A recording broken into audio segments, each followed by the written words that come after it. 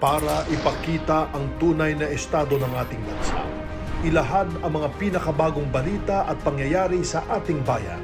Ipaalam sa taong bayan ang katotohanan at ipaliwanag ang mga hakbang na ginagawa ng pamahalaan upang manatiling payapa at maiangat ang pamumuhay ng bawat Pilipino. Mula sa Pangulo ng Republika ng Pilipinas, Mayor Rodrigo Duterte, ito ang Talk to the People.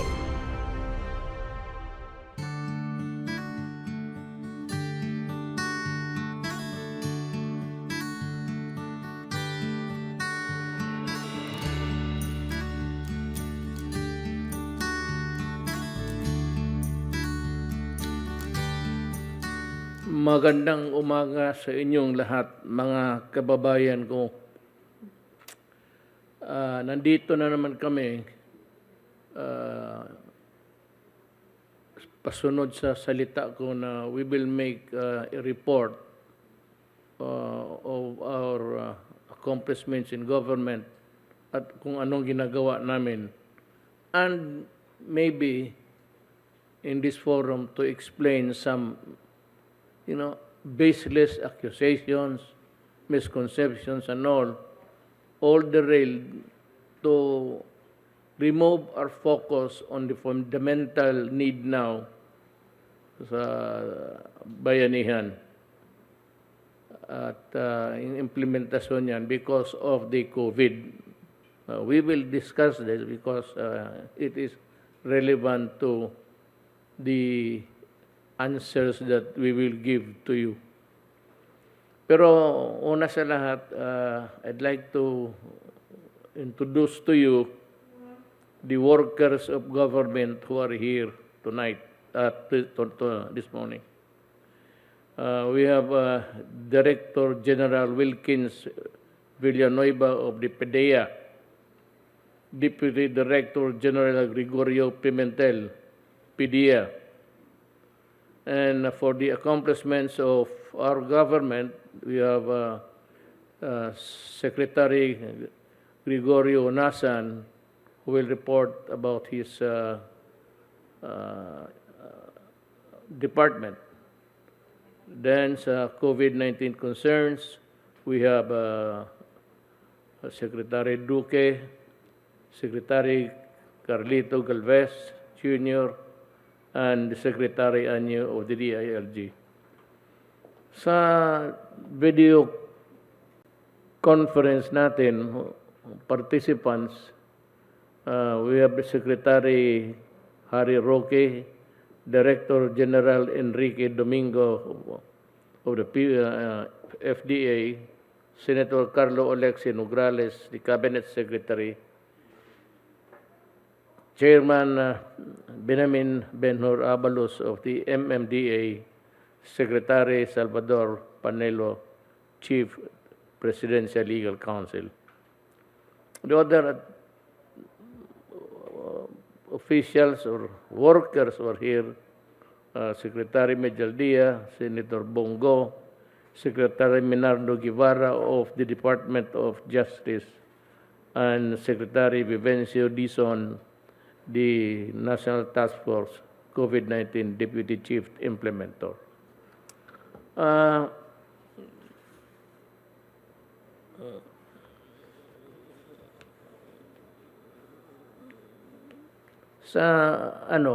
Munahin ko na lang muna a few statements before Secretary Duque is that I'd like the people to know that we are studying the possibility of vaccinating the general adult population as early as October if there is a stable vaccine supply. Kung meron ng madagdag at kung kaya na ng ma-absorb ng gobyerno yung lahat ng tao na mapabakunahan, we will start with the basisino na, general public. Parang pumunta ka na doon at magpaturo ka kung hindi ka pa napaturo ng vaccine.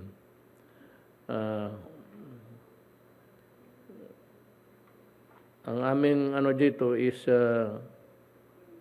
always we have to keep equity in mind na dapat unahin na natin ang walang-wala ang mga mahirap.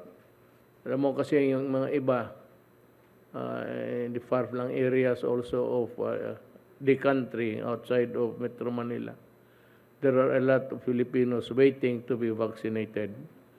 And so doon sa kanila in the respective jurisdictions, I would suggest that unahin muna ninyo yung mga mahihirap.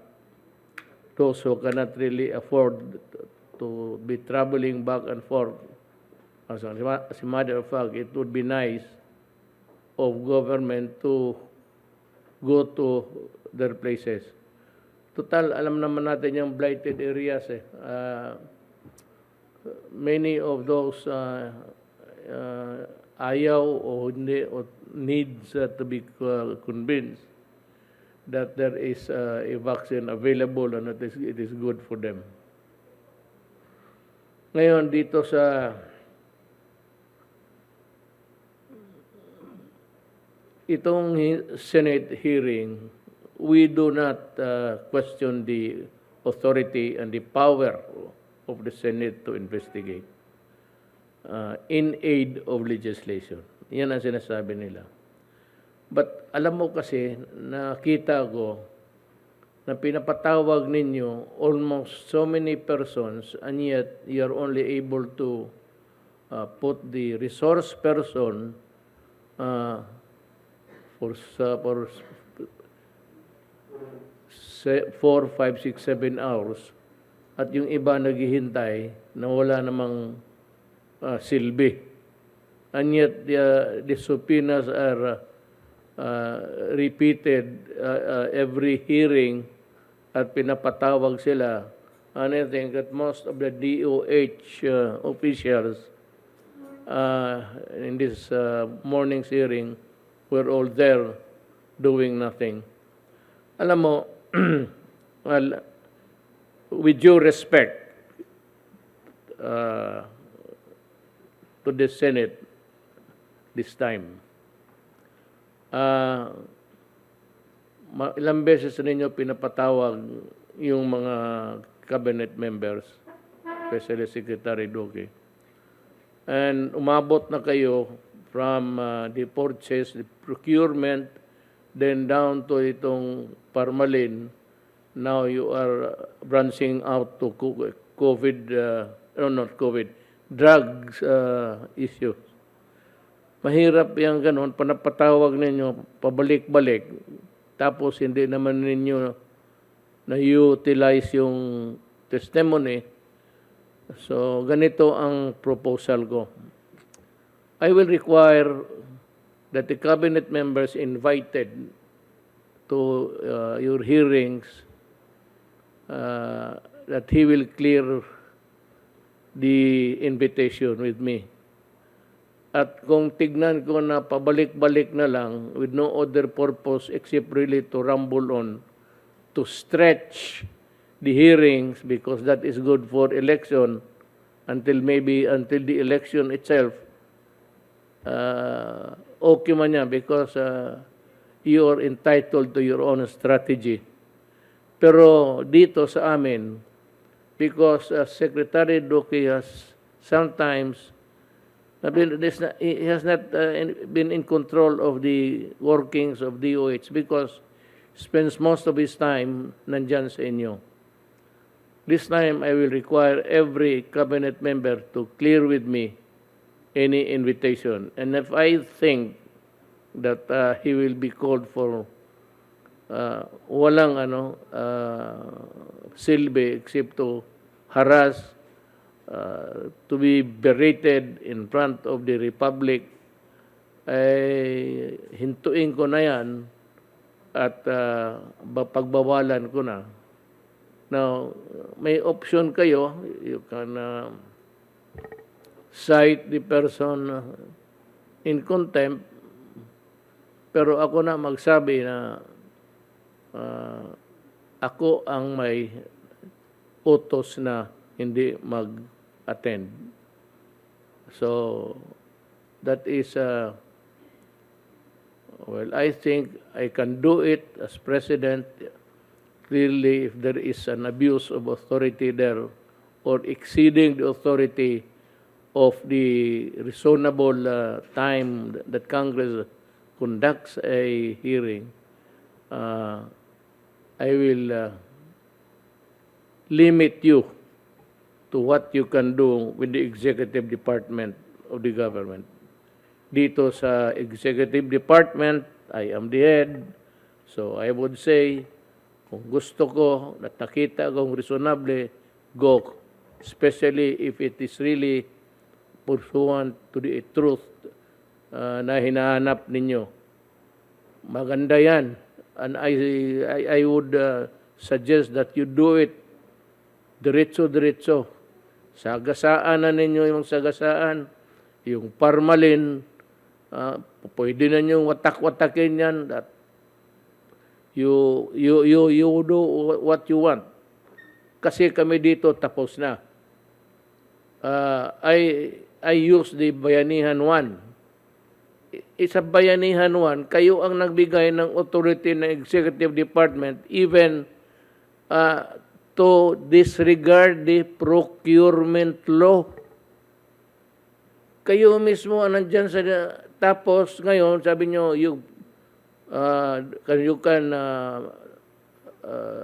take whatever measures for the fastest delivery of the things that we need. So yun ang ginagawa namin. Tapos ngayon, you are dwelling on the procurement law in asking the officials to explain of their actuations. Basta ako ganito. We ordered, hindi ko man alam kung sino, basta sabi ko, dalian mo kay Secretary Duge. Sabi ko, dalian mo, you do away with the, I said, there is a law somewhere about an exemption sa procurement law. Yung makabili ka na, especially gayang negotiated contract, nandyan sa batas mismo eh. Yun ang ginamit namin. Ngayon, nag-order kami, delivered, inspected, if it was really the order, the things that we ordered according to specifications, and it was, then we paid. We did not sell out anything before delivery. Para sa akin, tapos na kami. Yung parmalin ninyo, pati droga, bahala kayo. Wala akong pakialam ng parmalin. Gutos, anong tawag dito? Sa kumot-kumutin ng... You can crumple parmalin. Wala kami pakialam dyan. Basta yung ang pakialam namin, nag-order kami, dumating, tama yung nag-order. Tapos, ang presyo was negotiated. Now, meron kaming ilabas na all of these things were done in accordance with law, even the pricing. Ngayon, for the meantime, I would just like also to remind Senator Gordon na I will campaign against you for being unfit to be a senator of this republic. You are trying, well, others are trying to be a Chinese when they are not, and ikaw naman, you are trying to be an American na hindi ka naman talaga totoong Amerikano.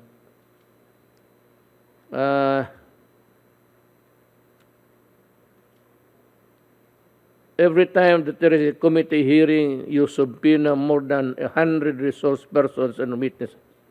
And then more than half of that number comes from the government. Instead of working, they are stuck attending hearings that last for more than 5 hours. Tama ba yung ginagawa ninyo? I mean, are you crazy? Bakit ganun ka? Can you not approximate the time that you take to make these persons testify, question and answer? Lalo na ikaw, Gordon, abogado ka. Ano bang kakalkalan mo? Nandiyan na yung medisina, ginagamit na namin.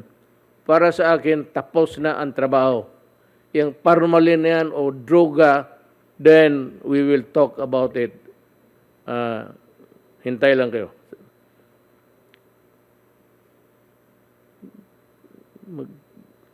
Yan ang ano ko. It's a waste of time. And I am ordering si Secretary Duque that the next time that he is invited, he should clear the invitation to appear dito sa akin. And I will decide. Nasabi na ni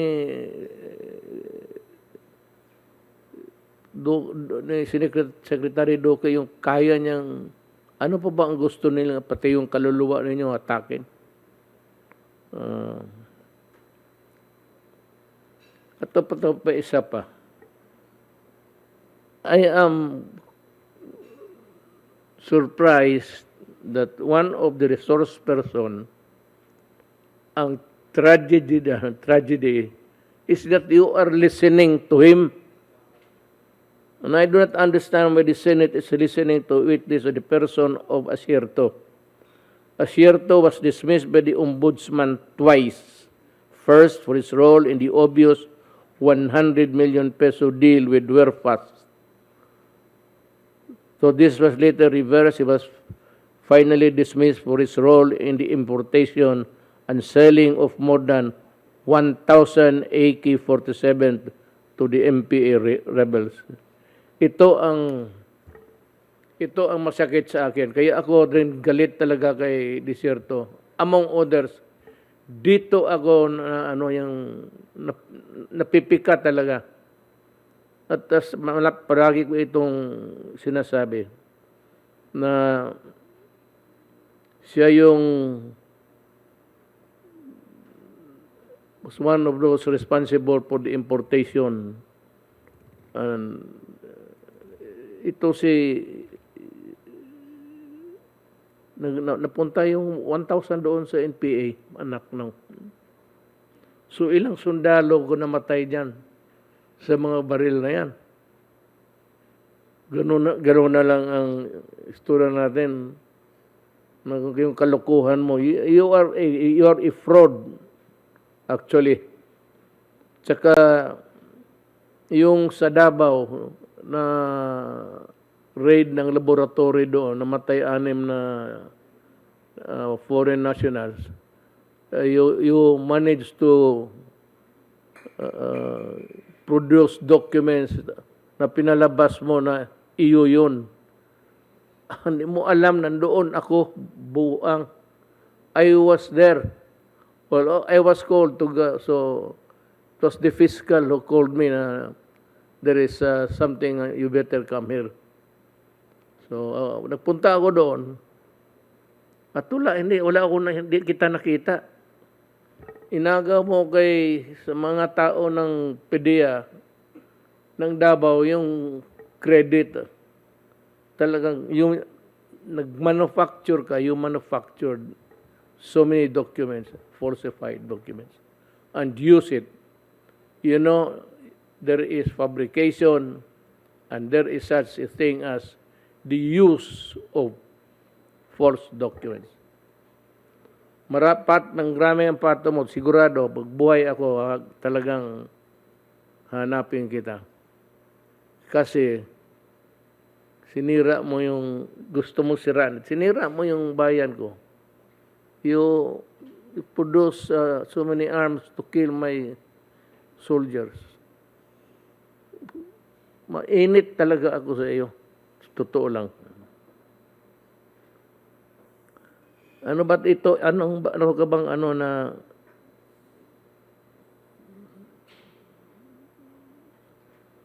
bang yung gusto mo talagang ito naman siyang Senate.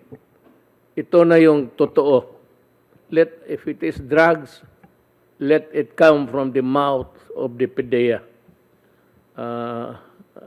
Maybe I'd like to call si Wilkins, who used to be a police officer in Davao, then he transferred to PDEA. Now he is the Director General. Wilkins, can you go ahead and make huwag ka na mag-ano ng mas para matibay ka naman eh. Ilang dekada mo na. And I'd like to tell you that Wilkins was a very good and outstanding police officer. Galing itong Davao, pero naglipat sa PDEA. Wilkins, you can begin. Good evening, Mr. President. Good evening, Senator Bongo and Executive Secretary Medialdia and other secretaries ngayong araw. I am here, Mr. President, to talk about initially the clandestine laboratory operation that we conducted sometime on December 31, 2004. Ito, Mr. President, ang unang-unang laboratory sa kasaysayan ng drug law enforcement na dismantle habang gumagalaw ang lahat ng makina. In short, Mr. President, ito lang yung laboratory na napasok natin habang actual na nagmamanufacture ang chemist In the act. in the act of the manufacturing dangerous drugs. And actually, this clandestine laboratory operation what became the case study in the United States sponsored International Law Enforcement Academy in Thailand. Itong clandestine laboratory na ito, sir, ang pinag-aaralan, pag ang subject is clandestine laboratory, itong Davao ito, sir. At I have been there when it was used as the case study of all law enforcement agencies throughout Southeast Asia. You went to the United States? United States, Mr. President, and Thailand sa International Law Enforcement Academy. So, permission to proceed, Mr. President. You would.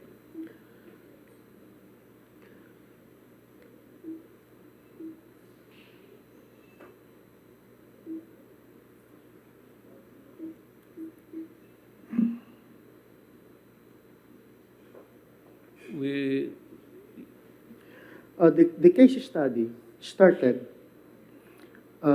sometime in 2002 when we came across with an information that a certain fugitive named Henry Tan. Henry Tan was escaped from PDEA custody sometime in 2002. At nalaman namin that Henry Tan was coddled by local personalities in Davao City, namely Joey Ko, Alex Ko, and Alan C. Alan C., if you can recall, Mr. President, is the operator of the Dumoy clandestine laboratory. So, in the in October 26, 2004. Excuse me, Wilkins. Ibalik mo yung sa slide. Can you, yung, sana itong mga gagong to? Henry Tan is at large, Alex Ko is at large, Joey Ko is dead, and Alan C. is missing. Okay. Sige, again, go ahead. So sometime in October 26, 2004, tinawagan po kami ng United States Drug Enforcement Administration na may parating na dalawang foreign national sa Davao City para manufacture ng dangerous drugs, escorted by 2 Filipinos. And this video, ito sir yung actual video surveillance video ng operatives ng Philippine Drug Enforcement Agency during that time. During that time, Mr. President, panay PDEA lang po ito. Walang AIDSOT po nakasama dito. Ito yung pagdating nila sa Davao. Ito yung pagdating nila sa Davao. Ito, sir, yung dalawang foreign national. Yan, sir. Tapos, dalawang Filipino. So, alam ng PDEA na may dumating na dalawang mga chemist. Yes, sir. As dumating. early as October 26, 2004. So, wala pa kami case operation noon, Mr. President. Ang operation lang namin, case operation plan lang namin is yung Chowking, which is Henry Tan. So, hindi namin alam kung anong itong grupong padating.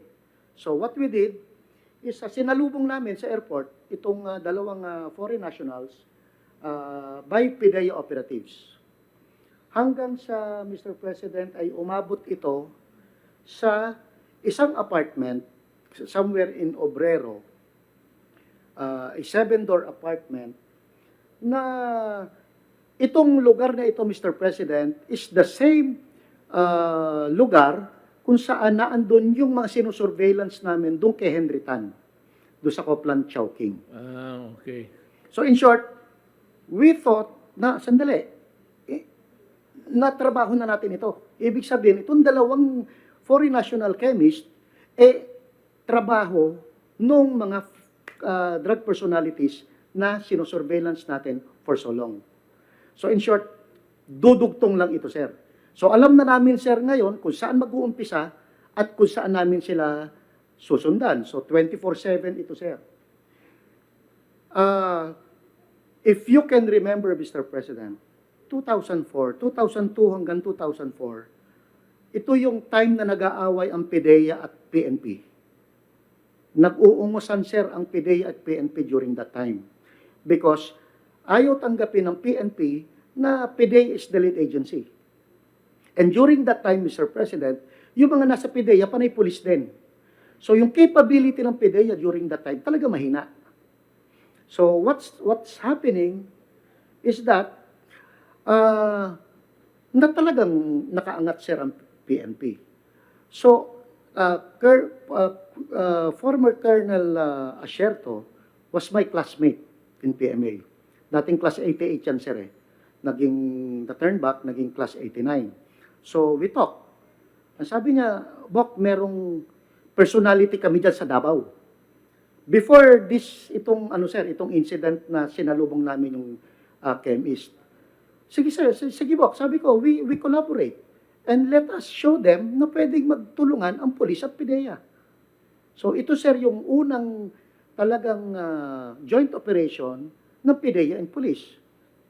So I informed him, Bok, meron dumating na in-check na dalawa sa Davao noong July 26, anong October 26.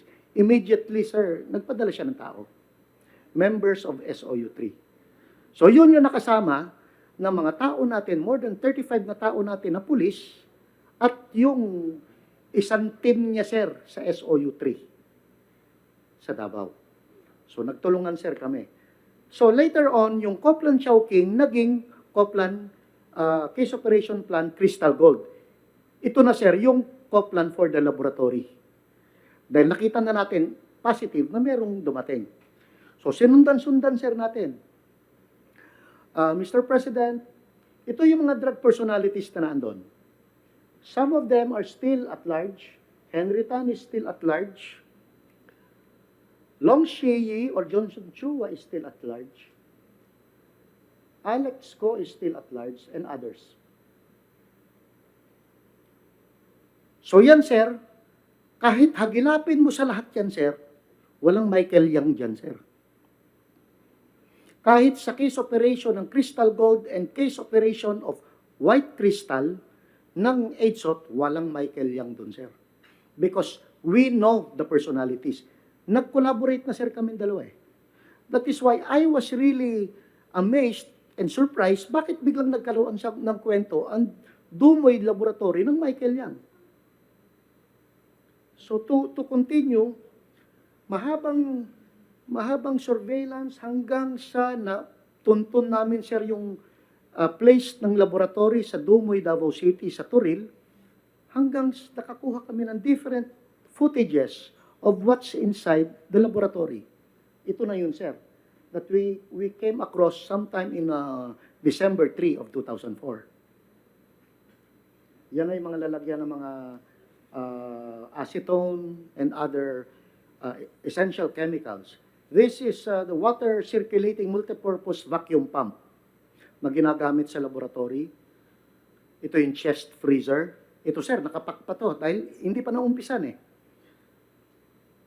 At ito pang iba't ibang machines na nakakahon pa, sir, until noong December 29, on one of our surveillance operation, we came across with itong actual cooking. Actually, prior to that, 3 days ago, sometime in December 26, nag-start na, sir, ng magbibili ng mga kaldero, ng mga sandok, si Alan C. So nasundan namin yun, sir, at nakikita namin, nag-uumpisa na. Until nung December 29, ito na, sir, yung footage na nakita natin doon sa laboratory. This is Alex Kim, one of those personalities. Ito, sir, si Alex Kim, and one of the foreign national na kasama ni Alex Kim. Ito sa mga namatay during that time. That was taken sometime on 5 o'clock in the morning of December 29. Immediately, we collaborated and decided mag-apply na tayo ng search warrant. Kitang-kita na to, Mr. President. And prior to this, nakita na rin natin na yung tao dito ay naglalatag na, sir, ng chloroephedrine, white substances sa sahig. And we believe, kala namin nagpapatuyo na sila, sir, ng shabu. But eventually, nung pinasok na namin, sir, it was chloroephedrine. One of the final stages sa paggawa, sir, ng shabu. So we were able to come up with the search warrant, and on December 31, nagbigay ng order to search si Honorable Judge Renato Fuentes ng RTC Branch 9, 11th Judicial Region noong December 29. At nakapag-joint operation po kami in fairness naman, sir, kay Jojo Asierto, na andun siya, sir, nung gabi during the time of the implementation of the search warrant. Pero, PDEA led ito, sir. Later on kasi, sir, ang lumabas, one of the grievance nung mga taga-Davao natin, local natin sa taga-Davao, yung Davao group natin, sir, during that time is composed of PDEA na police, composed of PACER na police, and composed of those part ng Regional Intelligence Division ng Region PRO 11. Wilkins, gusto ko malaman, anong opisina hinahawakan ni Asierto that you have to collaborate with him? HSOT na, sir. HSOT. Yes, sir. PNP yan. Yes, sir. HSOT na siya, sir. Nawala. Nawala.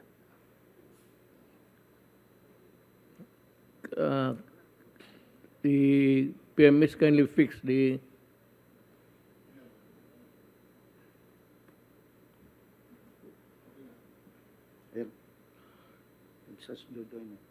So, we conducted a joint operation. And during that time, naandun pa, sir, si General Dizon. Magkakasama kayo doon, sir, na talagang inilayo namin kayo ng konti noon, sir, dahil delikado, sir, ang actual clandestine laboratory operation. Dahil may hydrogenator ito, sir, eh. May tangke ng hydrogen na pag binaril mo, pwede sumabog yung buong laboratory. And during that time, there was firefight during that time. Then I would like also to explain my presence because I was called by Fiscal Sepulveda na gusto niya na local officials Witness, doon. Part of the Section 21 implementation, sir. Yes. So, gano'n na nangyari. Nag-joint operation, sir. Naandun ka, sir. Naandun ang kasama mo yung mga media. Naandun si General Simeon Dizon. At nandun yung operating units coming from RIID ng Region 11, na PNP, PDEA, PACER, and HSOT. Lahat dun, sir, walang na-promote na taga Davao. Lahat ng HSOT, pati yung mga HSOT na hindi kasama dun sa operation na yun, sir, promoted using this operation. Kasi ito lang, sir, ang merong actual firefight eh. It was hijacked from you. Exactly, sir. So, sa akin, anyway, later on, sir, kasi PDEA na ako eh. So, I don't want to be promoted anymore. Anyway, director, sir, ang position ko eh. But, naaawa, sir, ako dun sa nag-24/7 na mga pulis natin for 3 months, from October up to December. Walang na-promote kahit isa, sir, sa kanila. Yun sir, ang hinanakit lang namin ng taga Davao. While those people na kahit nasa opisina nila sa Krame, they were all promoted using this case operation. So ito sir yung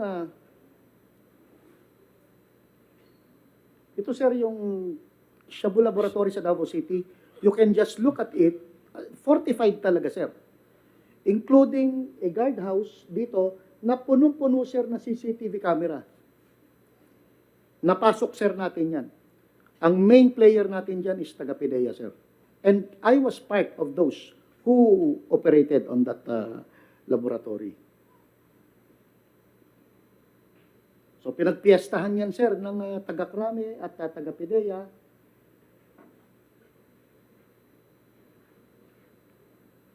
Ito, sir, yung nakita namin nung gabi na naglalatag sa sahig just to find out that it was chloroephedrine. One of the, papunta na sa final, sir, stage ng cooking.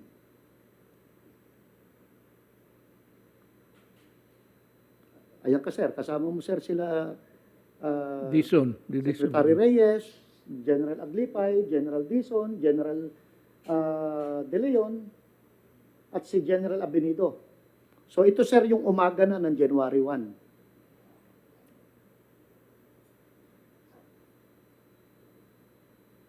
These are the part of the 76 kilos ready to be sold on the following day dapat. It is packed on a 5 kilo per plastic. Ito rin, sir, yung isa doon. While the rest of the methamphetamine was there for drying. Ito na, sir, yung double deck na, sir, yung dryer nila. And ang sabi, sir, ng chemist is high grade class A methamphetamine po ito, Mr. President.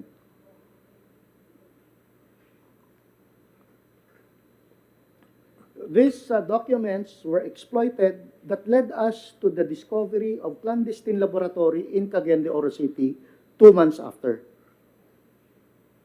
So ito, sir, yung isa sa mga warehouses. Ito naman, sir, yung sa Agdao, Davao City.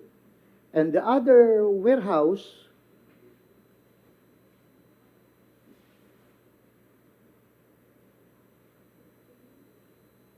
is in Obrero. Another warehouse in Obrero. All of those are chemicals, controlled precursors and essential chemicals, Mr. President. So, boxes of noodles, ang nakalagay dun dito sa truck, pero ang nasa loob, sir, is hydrogenator. Ito, sir, yung pinakakailangan during that time sa paggawa ng shabu. Doon sa process na yun, sir. Yan yun, sir. Hydrogenator. So, during the surveillance, one of the surveillance operations, we came also with a place in Bunawan, owned still by Alan C. Ito, sir, yung Polytex Industrial Corporation. Ito yung gumagawa, sir, ng foam.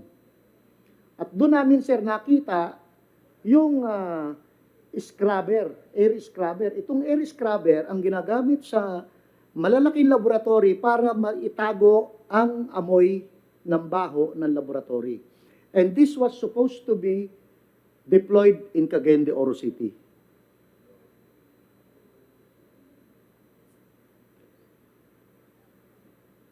During that time, it was mababa pa, sir, yung kilo ng shabu, sir, during that time. And of all those instances, Mr. President, naandun ka. Sa lahat from the start up to the destruction of dangerous drugs and laboratory equipment.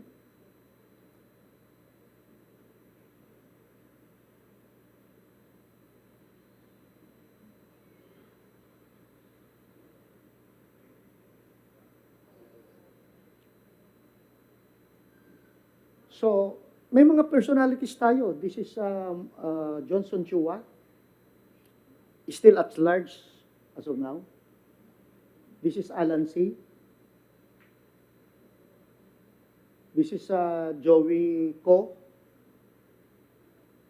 Kapatid, may-ari yan ng direct merchandise sa Monteverde. This is Alex Co. Kung makikita dito ng mga pulis, baka naandyan lang yan sa Binondo. Magtatago ito, sir.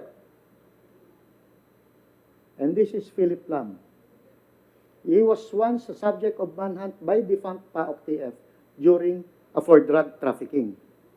So, ano ang allegation ni Police Senior Superintendent Asierto? Na si Michael Yang is involved sa clandestine laboratory ng Dumoy, Davao City. Yun, sir, yung ano niya according dun sa video message niya. Nothing in all those case operation plans that Michael Yang came up dun sa as part of the personalities dun sa both Crystal Gold ng PIDEA and White Crystal ng PNP.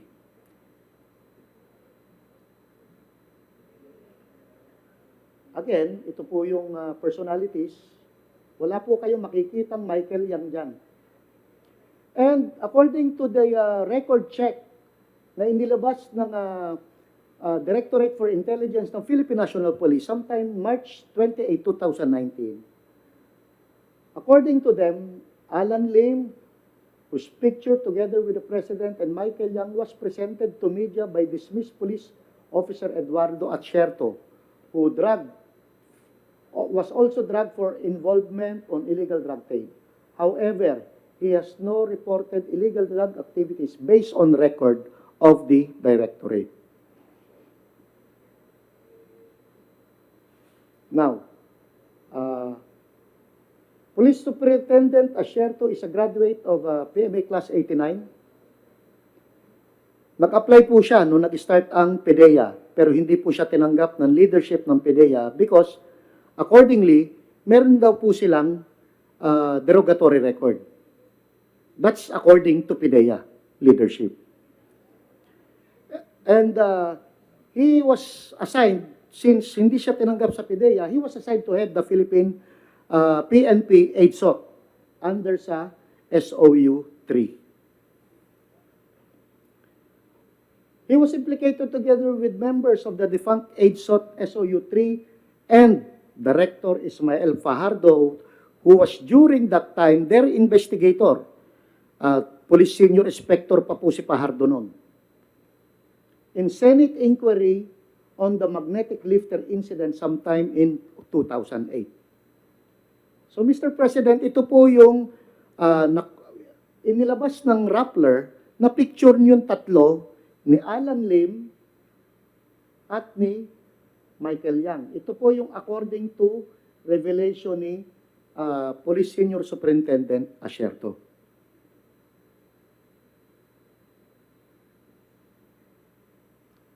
Mr. President, we came across with a document and picture of kung saan nahuli, sir, si Wen Li Chen.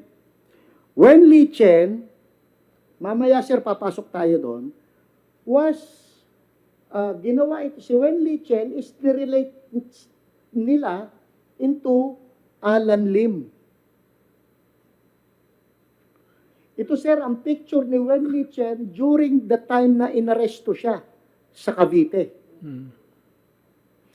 Dito pa lang sir, titignan mo, ang labo na sir ng itsura. Ang liit ng ilong ni Wen Li Chen, ang laki ng ilong ni Alan Lim eh. Yeah, parang ginalawa nila itong si Alan Lim. Gumawa ng istorya sir, na si Wen Li Chen is Alan Lim. But initially, hindi pa namin sir inano ito dahil baka ibang Wen Li Chen yung sinasabi. Ito na sir. We came across with a document coming from SOU-3 Intelligence and Investigation Teams led by SP Police Inspector Lito Perote. Lito Perote is tao, sir, ni Asierto. Now, ito, sir, ang nilabas niya. Ito, sir, yung bail bond picture ni Wen Li Chen. At ito yung picture ni Alan Lim. Tingnan nyo, sir, ang ginawa ni Lito Perote. Name, Wen Li Chen, aka Alan Lim. So, pinag-combine niya si Wen Li Chen at Alan Lim into a singular person. Now, analyze natin, sir. Kasi si Wen Li Chen, nilagyan pa niya, leader ng drug trafficking syndicate si Wen Li Chen. Pwede, sir. He was, the issuing court is Cavite RTC Branch 18. Dismissed for non-observance of Section 21. So, na-dismiss ito, sir. Ito yung picture niya during nung nakapag-bail siya, sir. Let's analyze, sir. Kasi pag hindi ka investigador, hindi mo makikita ito. Without a keen eye of an investigator, hindi mo, sir, makikita ang diferensya ng dalawa. But tinakil namin ito, sir, sa International Law Enforcement Academy. Pinagdikit ngayon natin siya, sir. Wen Li Chen and Alan Lim. Tingnan natin, sir, yung ilong ni Wen Li Chen at yung ilong ni Alan Lim. Ang laki ng diferensya, sir. Ito, sir, yung ilong niya nakataas. Ito, sir, kay Alan Lim, yung ilong niya nakababa. Yung ilong ni Alan Lim, malapad. Yung ilong ni Wen Li Chen, makitid.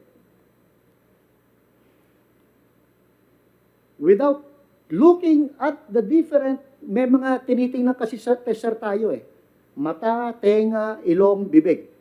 Without looking at it, pwedeng lokohin, sir, kahit sino.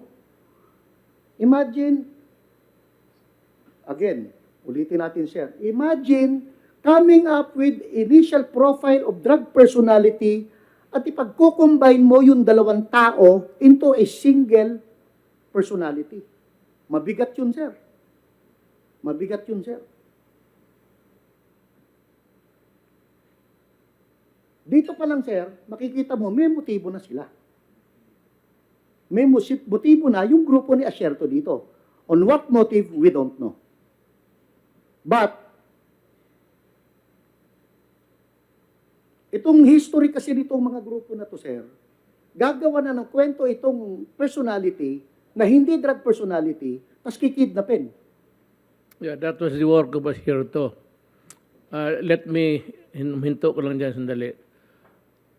Itong kay Michael Yang, tinignan ko yung intelligence, lahat ng intelligence input, puro galing kay Asierto lang. Kaya sabi ko, nagduda dito, kasi taga Davao to, 20 years na ito sa negosyo sa Davao. He's setting, mama na kasi, alam mo, mura kasi ang Chinese goods. Kasi, bakit ganito? So, sabi ko, siniset up. So, I started to, marami man akong kaibigang pulis rin, sinabi nila itong karakter ni Asierto. So he was a kidnapper and he had so many kidnappings in his record. Pero pagkatapos ng bigay ng ransom, pinapatay nila. Kaya sabi ko, itong Lim na ito, sineset up nila. Kasi ang mga negosyo niya, yung bulto-bulto na container hanggang ngayon, today. Yun ang ang culprit din talaga in this story. Itong kwento na ito lahat dito, it's asyerto na siya yung ipoprogram niya isang tao na mayaman, tapos kung hindi magbigay, kikidnapin, tapos ransom na. Kaya maraming in-check noon na nawala. Kawawa ba yung pumunta dito to do business, tapos hindi na narinig. So, Mr. President, I believe, ito sir, lumabas itong video niya. Actually, recycled na ito. Dati pa ito lumabas sometime 2018 eh. Itong video niya. This was after na nagtago na siya. Dahil, ang precursor nito sir is yung Senate Blue Ribbon investigation doon sa magnetic lifter na about 11 billion worth of dangerous drugs. So, he was recommended for lifestyle check, including Director Ismael Fajardo, who was during that time Deputy Director General for Administration ng PIDEA. So, ang mga, it is a 46-page Senate Committee report at lumalabas dito, sir, na out of the 14 senators, lumalabas, sir, na they tagged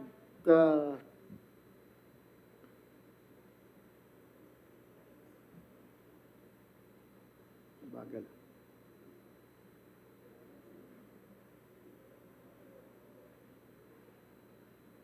Naghang yung screen yan. According to the committee report, they tagged Asierto as the linchpin in all these events, who facilitated the entry of magnetic lifters that contained billion worth of shabu. So ito na sir, nagtago na siya dito after that. After that, naglabas na siya sir ng video. Nagpa-interview na siya, naglabas na siya sir ng video. Gusto ko lang, kita mo naman ha, tingnan mo itong utak ni Gordon, pati yung Senado mismo. Yung tao, they recommended indictment of these persons. Ito si Fajardo, pati ito si Asierto. And yet now, because it's convenient for them, sabi mo nga yung disparate move nila, tinawag nilang to give credence to the theory now that started with the procurement of, they rumbled onto so many things, calling persons na criminal, alam nila, sila pa ang nag-recommend ng prosecution, ginagamit nila ngayon. Hindi ko maintindihan itong mga senador na to. But anyway, there will be a time for reckoning. But you know, I would like to just, I plead for fairness sa mga tao na tinatawag ninyo. Kasi pagka ganon ang style ninyo, lahat ng taga-gobyerno, sabihin ko, wag na kayo magpunta dyan sa Senate, then it would be a raucous thing. Ipa-aresto ninyo. At sabihin ko naman, wag ninyong arestuhin. Wag kayong maniwala sa Senate. Ay anong mangyari? Ako, nag-warning lang ako. Kasi, kagaya nito, in a previous hearing, you recommended for the indictment of this criminal police officer. And now you are using them as connection with the drugs, procurement of drugs, ang ginamit pa ninyo, you are questioning, kayo ang nagbigay sa bayanihan, one, to disregard procurement law and come up with as fast as you can the things that are needed of the frontliners to protect them. Yan ang... You have something to say? Mayroon ka bang sabihin? Yes, sir. So, he was charged under RTC National Capital Region Branch 35 on April 11, 2019. And subsequently, an arrest warrant, alias order of arrest, was given, released on August 14 of 2019. So, Senior Superintendent Asierto is a wanted person. He was recommended and indicted. So, I believe, can he be a credible person? On 2018, nung inilabas niya ito, Mr. President, wala namang pumansin dun sa statement niya. Walang pumansin sa video niya. It's only now na lumalabas ulit ito. Same lang, sir. Hindi naman natin sinagot during that time dahil wala naman pumapansin. So, Mr. President, let him who is without sin cast the first stone. According to Bible, John 8, chapter 8, verse 7.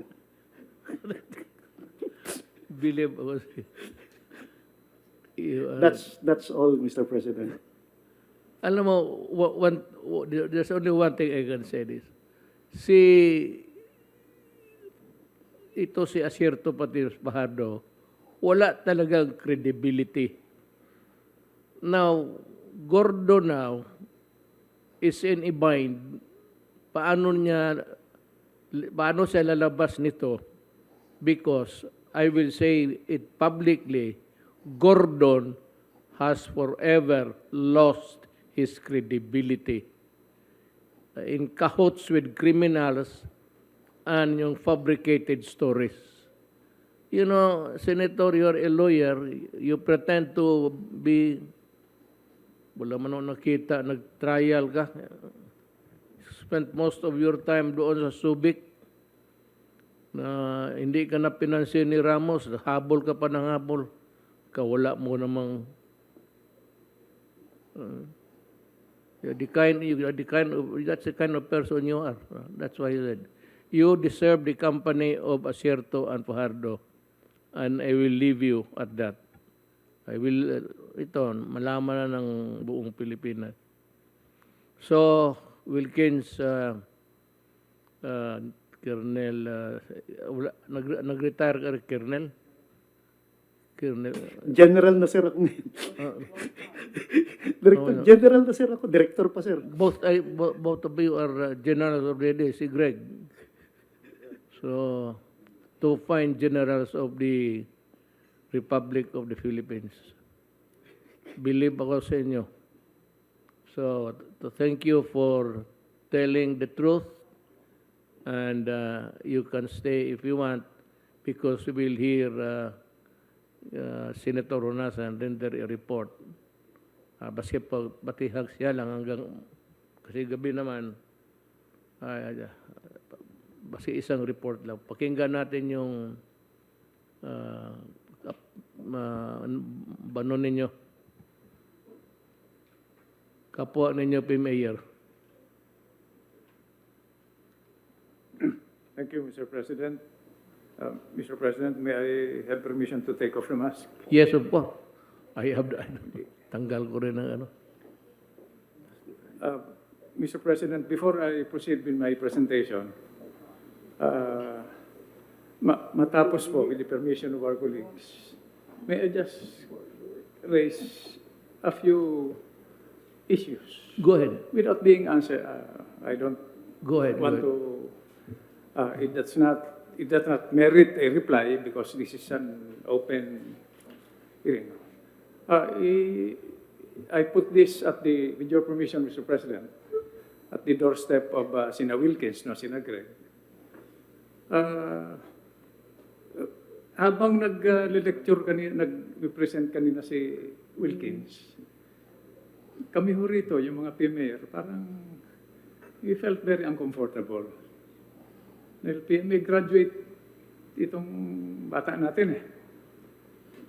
Pero just like any production line, siyempre may lalabas din dyan na factory defect.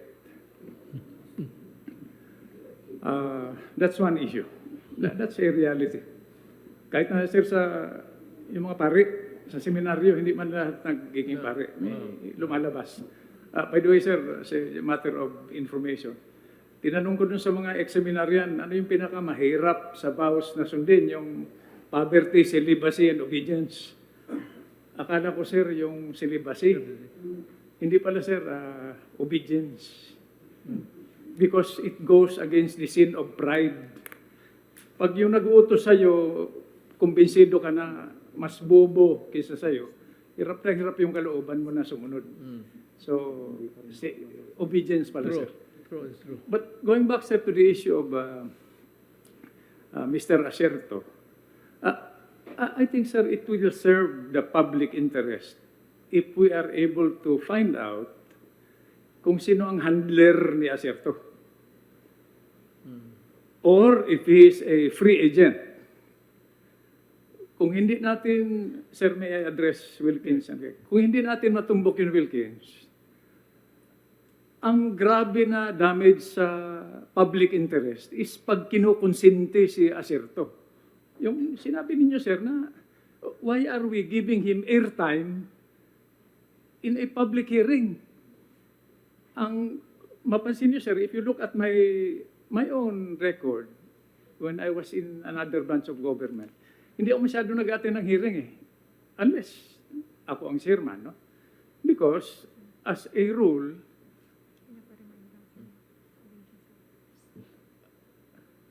as a matter of personal rule, I am not really inclined to expose our strengths and weaknesses in a public hearing to temporary friends and foes.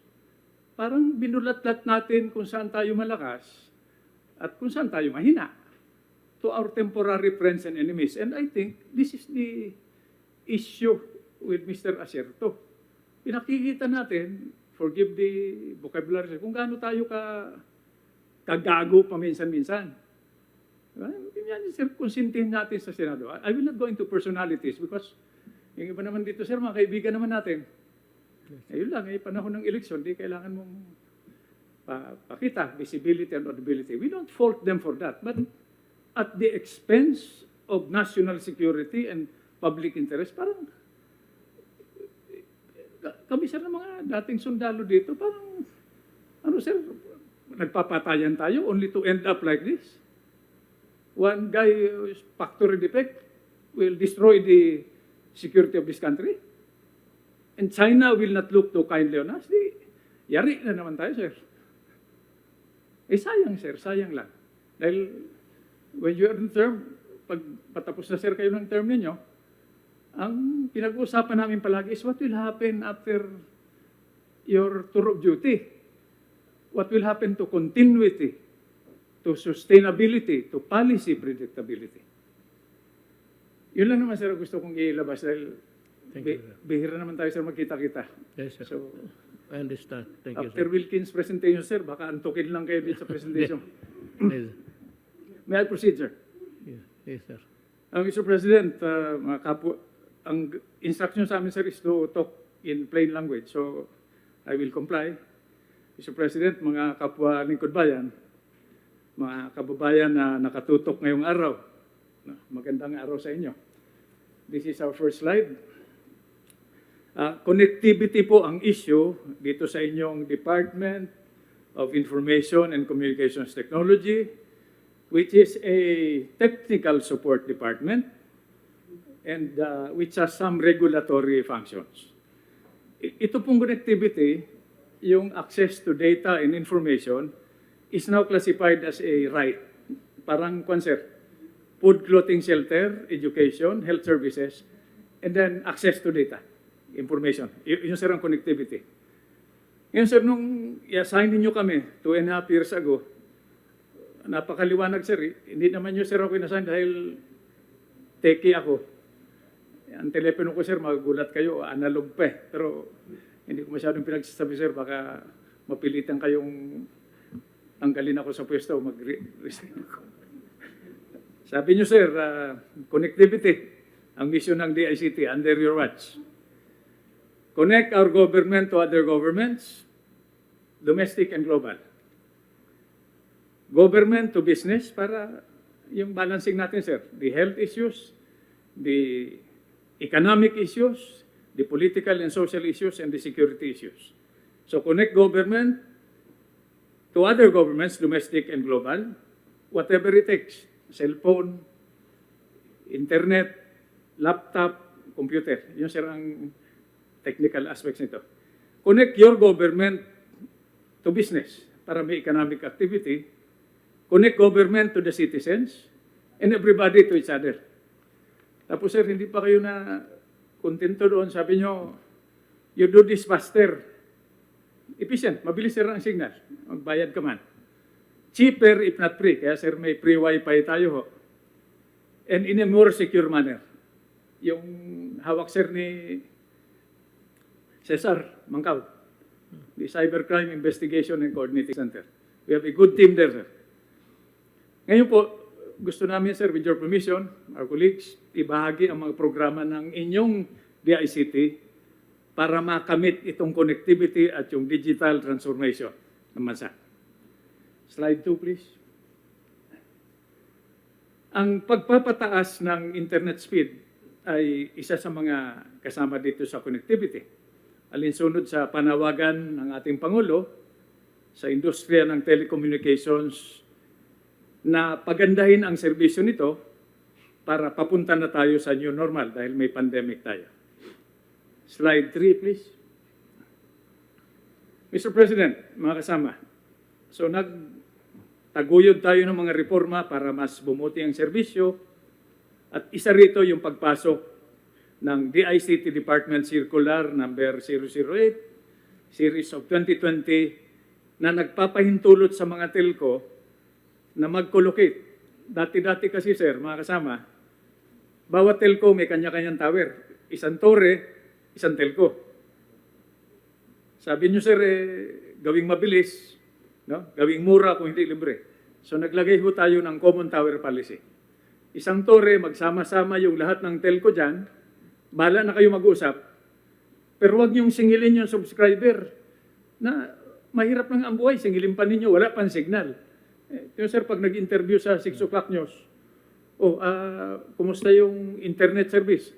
Yun nga, nagbabayad ako pero walang signal. Ito sir, yung work from home. Yung study from home. Ma'am, sir, nagbabayad kami, hindi pa rin ako makapag-aral, walang signal. Pero nagbabayad kami. Isang reason yan, sir, is kanya-kanyang tore. 15 million, sir, ang pagpatayo ng isang tore. So, saan mo kunin, bawiin yung 15 million mo? Singilin mo yung subscriber. So, sabi namin, sir, lahat ng telco, magsama-sama sa isang tore, bala na kayo mag-offset, magsingilan. Pero, wag nyo, utos ni Presidente, wag nyo singilin yung subscriber. So, sumusunod na sila, sir. Magbuhat nung sabihin ninyo na pag hindi sila sumunod, bitayin nyo sa tower. Sir, sunod sila. Naglabas din, sir, ang DICT, kasama yung ibang ahensya ng Joint Memorandum Circular number 1, series of 2020, para mapabilis ang proseso ng pagtayo ng tore, sir. Dati, sir, sa kasalukuyan, sir, 16 days na lang. Nagsimula tayo, sir, nung ilagay nyo kami rito to manage the whole thing, 214 days, sir.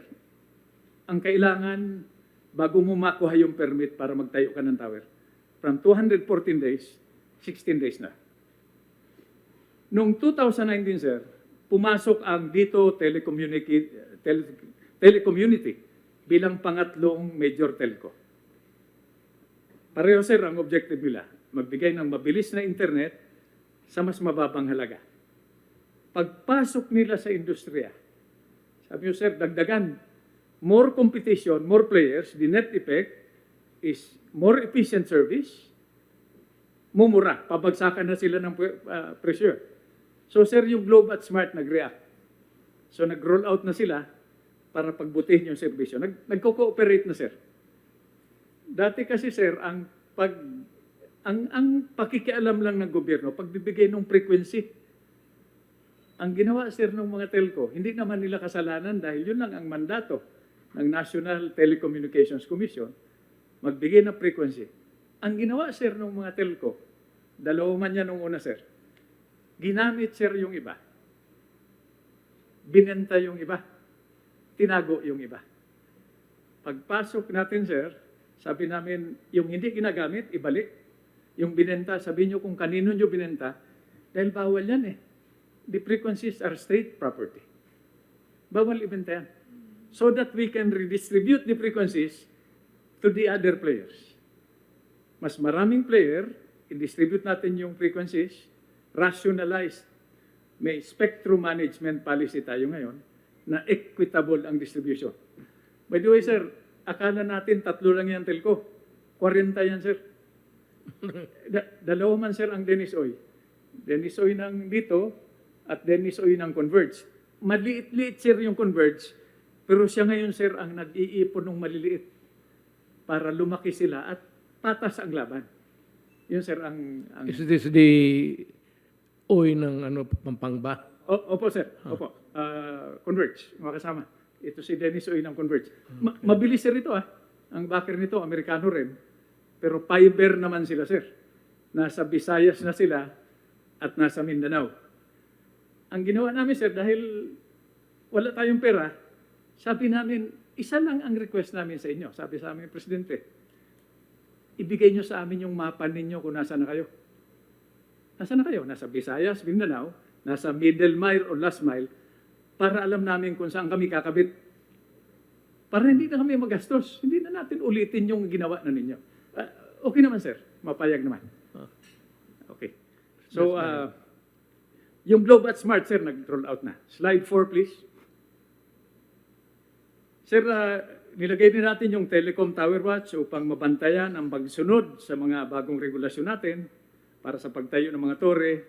Ito, dagdag ito sa transparency, but I'll cut through it, sir, para we'll save time. Slide 5, please. Ayon, sir, sa datos mula sa National Telecommunications Commission or NTC, noong July 2021, as of July, nakapaglatag na tayo, sir, ng 980,000 kilometers ng fiber. Globe, Smart at dito. Yung tatlo pa lang yun, sir. Hindi pa natin binibilang yung maliliit na nagko-combine na ngayon. Meron na rin tayong 25,313 na mga tore. By the way, sir, ang tore ngayon, hindi na, sir, yung parang pag pinakita ang picture ng tower, sir, parang yung tore ng kuryente na nakikita natin sa mga picture. Mababa na ng konti ngayon, sir. Mga 20 feet ang height. Kaya, sir, ang 400 km per hour na hangin. Pag gusto mong i-disassemble at i-assemble ulit sa ibang lugar, it will take you 2 weeks. Mabilis, sir. Nagko-combine na. Sa Valenzuela, sir, pinuntahan na natin yung una. Ang gumagawa nito, sir, sa ngayon, yung common tower na, magsama-sama na, yung dito, yung third telco natin. It's only a matter of time before they start using the same platform, no, all the telecommunications company. Mayroon na rin tayo, sir, 25,313 na tower. Ngayon, sir, kumpara sa 16,051 noong December 2017. Ang Dito Telecom, yung pinakabago, sir, ay nakapagtayo na since we gave them Congress gave them the franchise. 3,000 na tower, sir, ang tinayo nila. Dahil binigyan na sila, sir, ng tinatawag na CPCN, Certificate of Public Convenience and Necessity. Ang ibig sabihin, sir, is kailangan talaga. So may annual growth rate na rin tayo, 43.54% para sa fiber cable build-up. Pero lahat ito, sir, puro technical na. So I'll try to abbreviate it, sir. Dahil sa patuloy na pagdami ng mga tore at fiber, bumili sir na ang internet speed. Yes, sir, parang si Wilkins, sir, no? Sabi mga bata natin sa PDEA. Paano ko alam ito? Paano, sir, tinesting ko ito personally? Punta ko sa iba-ibang lugar, para testingin. Of course, sir, pag matsambahan, yung nagbabayad, hindi walang serbisyo, we have to accept that as reality. Pero kung pag-uusapan, sir, efficiency, yung sinabi nyo, faster, cheaper, if not free, wala tayo doon, sir, sa bottom, wala pa tayo doon sa itaas. But we are getting there. Bandang gitna na tayo, sir. Slide 6, please. Sir, noong August 2021, 800% na ang increase natin sa average speed nung hindi gumagalaw, sir, na internet. 300%. Ang bilis, sir, 300%. Sa average speed nung mobile, yung gumagalaw, sir. Ayon sa datos ng isang international na nagre-rate sa telecommunication services. That's global, sir, no? So this is unassailable. Hindi ito para paboran tayo, para ipakita lang, sir, na under your watch, we made some improvements. Hindi naman tayo zero, sir. Mahirap, sir, gawin ito, but, sir, pag tama yung ginawa natin, wala, tamime, pero pag magkamali ka ng konti, perahin ka talaga ng gusto. But that's life naman, sir. I think I'm not the one to tell you about this. Sir. Slide 6, please. Ang average, sir, na fixed broadband download speed ngayon ay 72.56 megabits per second. Technical na naman ito, sir. Mahirap ipaliwanag sa mga kababayan natin. Ito, sir, itong speed na ito, para just for comparison, itong 72.56 megabits per second, nagsimula tayo, sir, sa 7.91 megabits per second noong 2016. Ngayon, sir, 76.56. Internet download speed naman, nitong August, umabot na, sir, sa 33.77. I'm just giving numbers, sir, para malaman natin saan tayo nagsimula. So, nasa 33.77 na tayo ngayon, nagsimula tayo, sir, sa 7.44 noong July 2016. So, we are complying, sir, with your marching orders. Yan, hindi yan, sir, madilay. Slide 7, please. Nakatuon ang DICT sa pagbuo ng mga infrastructures. No? Pinaigting ng DICT ang National Broadband Program para makabuo ng isang broadband network para sa dekalidad at abot-kayang internet. Hindi na natin hintayin yung mga telco na maglatag ng mga fiber. Tayo na, sir, ang gumagawa nito. Of course, sir, hindi kami nagreklamo sa budget. That emanates from Congress, no? Example, sir, budget hearing the other day sa House. I mean, this is a common experience from your line departments.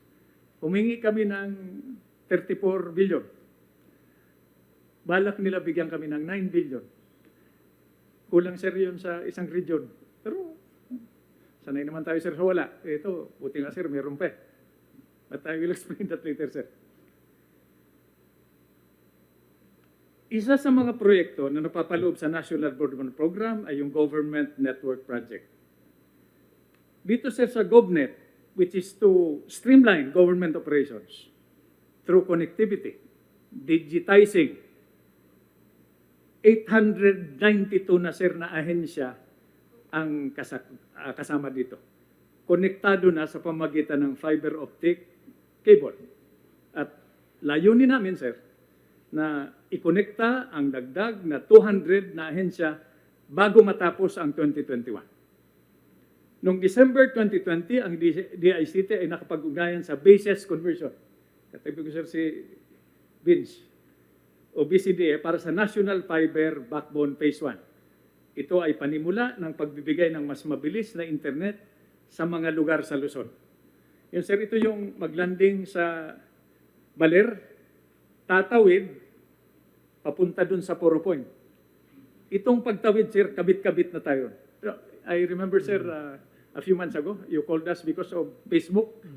Sabi namin, sir, wag na kayo magalit to, negosyo lang yan. Negosyo lang yan, sir, walang politika dyan. Pero pagpasok nila sa teritoryo natin, singilin natin sila. Ano libre. Kami, bawat galaw namin, singil kayo. Pasok kayo sa teritoryo namin. Huwag niyong politikohin itong broadband.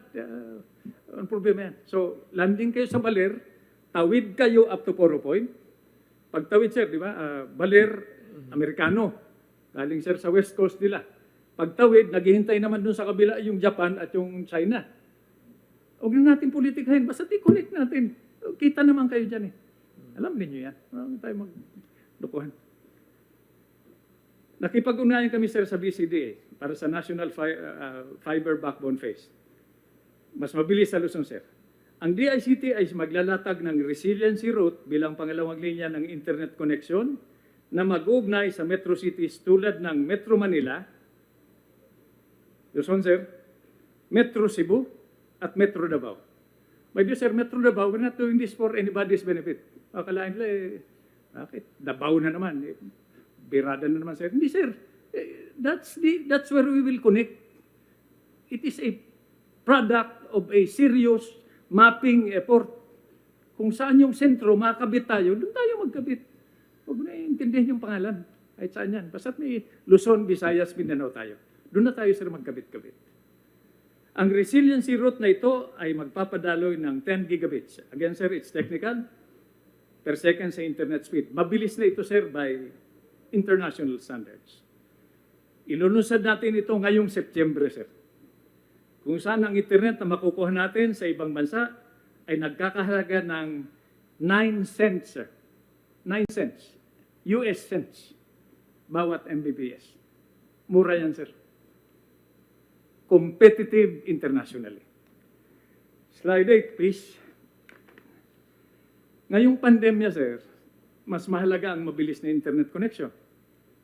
Mas lalong pinag-ibayo ng DICT ang pamamahagi ng internet sa pamagitan ng free Wi-Fi program, lalo na sa mga quarantine facilities at bakuna sites. Actually, sir, what we are managing, and we have discussed this under the stewardship of Chairman Duque in the IATF, ang minamanage talaga natin dito sa pandemya is one critical variable, time. Habang mas mabilis, sir, yung COVID sa atin, di habol tayo ng habol. Kailangan mas mabilis tayo, sir, sa COVID para makaresponde. Sir, walang expert dito sa COVID. This is all about crisis management at individual, family, community, domestic, and global level. Every day, sir, na nag-meet yung inyong task force, we continue to rebalance the economic and health variables, the political and social variables, and the security variables, sir. Sir, every day yan, nagre-rebalance para walang magutom. Dahil ang fear namin, sir, is, sir, papunta rito ang daanan mo siguro mga 10 traffic light. Makita mo, sir, yung namamalimos. Assuming kalahati niyan sindikato. Pero yung iba talaga, sir, dyan, sir, mga tricycle driver at jeepney driver na nawalan ng trabaho. Pag kumapit ito sa patalim, sir, at nag-decide para huwag magutom yung pamilya na pasukin yung mga bahay ng mga mayayaman, patay tayo dyan, sir. In other words, there is no more difference between living and dying. Ang choice mo lang is, you either die fast or die slow. So you take the risk na. Including, sir, the drug problem. Pag kumakalam na yung sikmura mo, di hanap ka ng remedyo. That's the impact of this, sir. That's why your task force, I'm not saying this for Chairman Duque's benefit. I have never seen, sir, alam mo, sir, sa edad natin, we have seen other teams in other administrations. I've never seen a more cohesive team as I have been witness to. Ang free Wi-Fi for all program ng DICT ay nakakamit ng 500% increase sa rollout rate ngayong 2020. Mula sa nakaraang 800 average na mga nakabit na site, mula 2016 at 2019, ang DICT ngayon, sir, ay nakapagtayo na ng 4,305 na sites ngayong 2020. Ito, sir, free Wi-Fi. 4,305 na tayo, sir, na free Wi-Fi. So pag nasa ospital ka, sir, may sakit ka, yung pamilya mo nasa Mindanao, makita ka na nila kung paano ka tinatrato ng mga nurse at doktor. So di, kampante ka na. Mayroon na rin tayo ngayong 10,996 na free Wi-Fi sites na nakakabit sa buong bansa. That's our tally as of now, sir. Ito, sir, nagiging issue paminsan-minsan. Slide number 9, please. Yung budget utilization. Sabi sir ng Congress, bakit namin kayo bigyan ng pera? Hindi naman ninyo naubos. Ito naman, sir, ang record natin. Pag procurement, and we are all familiar with that, we front-load it. Ang procurement natin for the coming year. So, sumisipa tayo, sir, towards the last quarter. But we are able to utilize our budget. Let me describe this to you very briefly, sir. Ang inyong DICT po ay patuloy na pinapatupad ang aming mga programa upang patuloy na mailunsad ang digital transformation. Sir, technical na ito. Let me go to slide number 10. Pinalakas din ng DICT ang pagpapatupad ng mga pagpapaunlad ng kakayahan ng mga Pilipino. Nais naming mapalawak ang kaalaman ng ating mamayan sa larangan ng ICT. Slide number 11, please. Noong 2020, inilunsad natin ang Digital Cities 2025 na nilalayong suportahan ang mga lokalidad at palakasin ang kanilang potential sa BPO industry. Noong June 2021, nakumpleto at inilunsad namin ang siyam na Digital Cities Roadmaps. December 2020, nakapagtala ang BPO industry ng total, ito sir, might be important, 1.32 million na full-time employees. BPO sir. Because of our connectivity efforts in collaboration. Convergence ito, sir, private-public partnership. 1.32 million na full-time employees. Noong 2020, nakapagbigay ng mahigit na 26.7 billion US dollars. This can be validated, sir, by Secretary Sani. O nagkakahalagang 1.33 trillion pesos ang industriya ng BPO. Hindi ito, sir, maliit na mas. Slide 12, please. Ang Technology for Education, Employment, Entrepreneurs, and Economic Development or Tech4Ed ng DICT ay naglalayong magbigay ng e-learning materials para sa ating mga marginalized sectors. Ngayon, meron tayong 4,745 Tech4Ed centers na itayo. Tayo rin po ay nakapagbigay ng mahigit 340 na Tech4Ed webinars, parang seminar ito, sir, na dinaluhan ng 128,408 na katao. Slide 13, please. Huwag ko kayo mag-alala, sir, malapit na matapos ito. Sa taong 2020, ang DICT ay nakapagsanay ng 183,699 katao sa pamagitan ng ICT training. First quarter 2021, nakapagsagawa ng 151 capacity building activities na dinaluhan ng 36,377 na mga kalahok. Slide 14, please. Ang DICT ay nakipagtulungan sa UP, Technology Management Center, sa Government Chip Information Program. Layunin ng programang ito na mabigyan ng karapatang edukasyon ang ating mga kawani ng gobyerno upang makipagsabayan sa digital world. Ang DICT ay nagtatag din ng Center for Global ICT Training, Certification and Recognition para magbigay ng pagsasanay at mga certificates sa industriya ng ICT. Kasama ang programa ng GCIO, ang mga hakbangin na ito ay magiging bahagi ng ICT Academy. Ang ginagawa namin, sir, very briefly is, kumuha kami ng mga bata, qualified, sa iba-ibang ahensya, tinetry namin, sir. Sir, ang puhunan lang namin whiteboard at saka yung whiteboard marker. 100% na ang passing rate natin. Pagbalik nila sa kanilang ahensya, they can begin training their own people para ang appreciation ng government for ICT-driven connectivity becomes higher. They are the future. 100% sir ang passing rate po natin and eventually we will upgrade our appreciation. Dahil napansin namin, sir, alam mo, sir, ang gusto ng tao, and we believe also in our build infrastructure development program. Gusto na, sir, mahawakan, tulay, kalsada. Itong ICT, sir, hindi mo ito mahawakan. Maliban lang kung wala kang signal at nagbabayad ka. Doon ka magreklamo. Sir, but normally, sir, it's what? We have to raise the level of awareness of government as a sector for ICT-driven connectivity. This is not a complaint, sir. I'm just sharing this data para we can enhance our convergence efforts. Slide 15, please. Ang DICT ay naglunsad. Ito, sir, yung vaccination certificate. Self-service portal, digital vaccination certificate. Kaya, sir, nahuli ng konti at tinuro yung DICT. Actually, sir, sinisiguro natin na yung datos na ibigay ng local government accurate.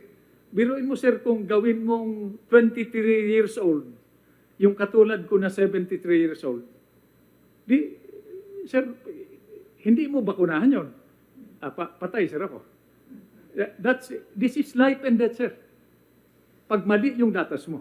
So we took our time because aside from that power being reposed initially sa Bureau of Quarantine na in charge ng polio, smallpox, ang sagot lang, sir, ng DICT natin, yung sa COVID-19. Nag-launch na tayo, sir. At encouraging, sir, ang report. We reported this to Chairman Duque already and our colleagues in the IATF. Sir, contrary to perception, again, this is some degree of irresponsible reporting, no? Based on incomplete, inaccurate info. Isa, sir, tayo sa pinakaunang bansa na nagpatupad ng vaccination certificate. Yung Japan, sir, at New Zealand, pinaplano pa lang nila. Japan na, sir, at New Zealand. Diba, sir, sa media, inggit na inggit tayo. Nauna tayo, sir. Sa kanila, sir, pinag-aaralan nila, they plan to implement it by December. Ang Vac Certificate Portal ay bahagi ng Vaccine Information Management System or VIMS at sangayon sa Republic Act 11525 na nagsisilbing National Immunization Registry. But I'll cut through this also, sir. Tinutulungan ng DICT at ng task force yung mga LGUs na mapadali ang pagsasagawa ng kanilang vaccination activities para maisumite yung tamang datos dun sa system natin. Slide 16, please. Ang inyong DICT ay bumuri ng mga web-based portals. Binawasan ito ang mga araw para maproseso ang mga permit. Ito ay alinsunod naman sa Republic Act 11032 or Ease of Doing Business and Efficient Government Service Delivery Act. Kapartner namin dito, sir, sina Maya Belhica at si Secretary Mon Lopez. Ating pinatupad ang Integrated Business Processing and Licensing System kung saan mahigit na 600 na LGU na. But again, sir, this is procedural. Slide 17, please. Nagsagwa rin ang DICT, ang inyong DICT ng cyber awareness campaigns para magbigay ng practical na payo upang mapanatiling ligtas ang mga individual sa mga online platform at panatiling ligtas ang pribadong data online. Naglabas din po tayo ng Department Circular number 15, Series of 2020 o ang Child Online Safeguarding Policy or COSP. Layunin ng COSP ang protektahan ng ating kabataan. You have said this time and again, sir, do not harm or kill our children. Or we'll have to do what we need to you. Na pinsalang maaaring idulot ng internet. Slide 18, please. Ang Government Emergency Communication System or GECS project ng DICT ay nagtalaga ng mga mobile operations vehicle for emergency or MOVE upang mapabilis ang emergency communications sa panahon ng mga sakuna at kalamidad. Nagsimula ito, sir, nung magpunta kayo sa Batanes more than a year ago under normal conditions. Ang utos ninyo sa DICT, put up an emergency communication system that is not dependent on the telcos. Ito, sir, yung resulta.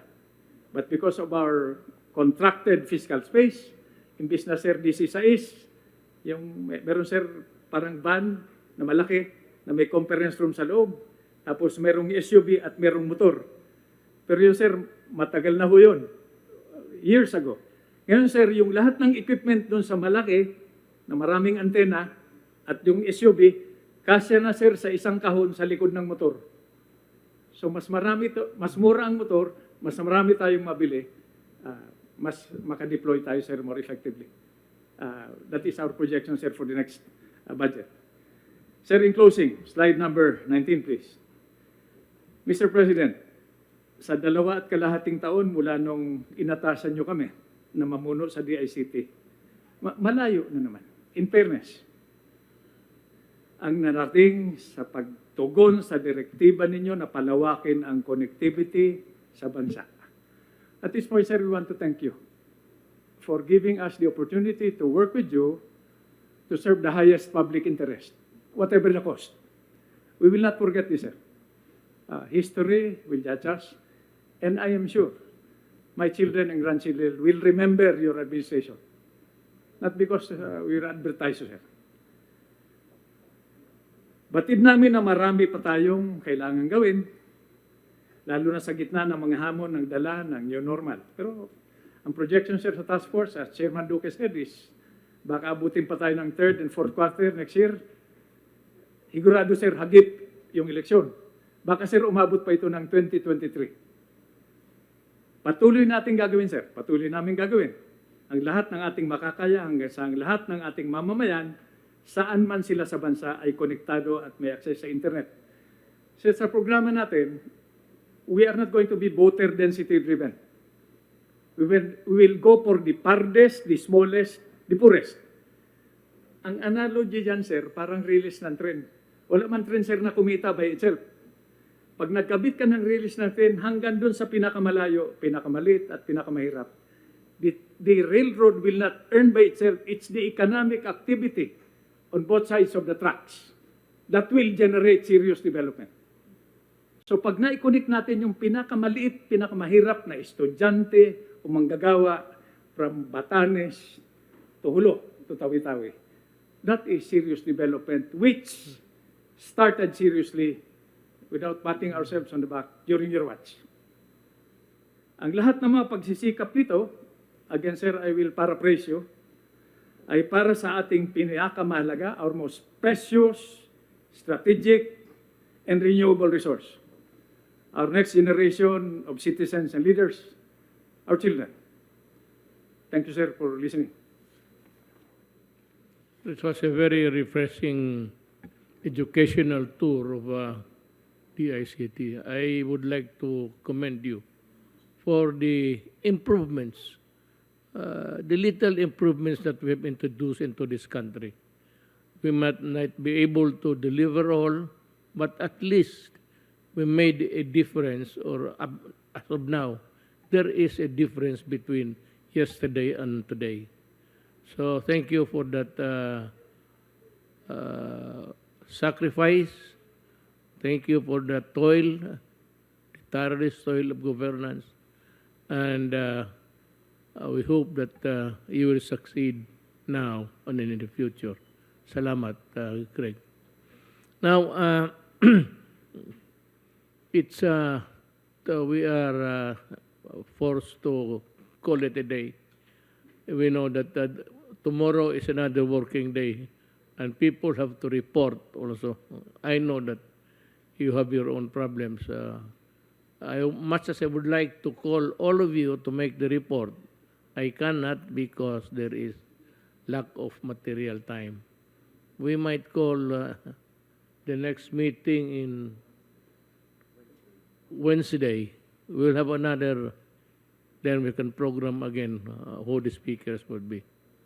I'd like to thank our resource persons, Wilkins and Greg, Odepedia. You are doing well. Protect the country, protect our children, and everybody is thankful for what you are doing.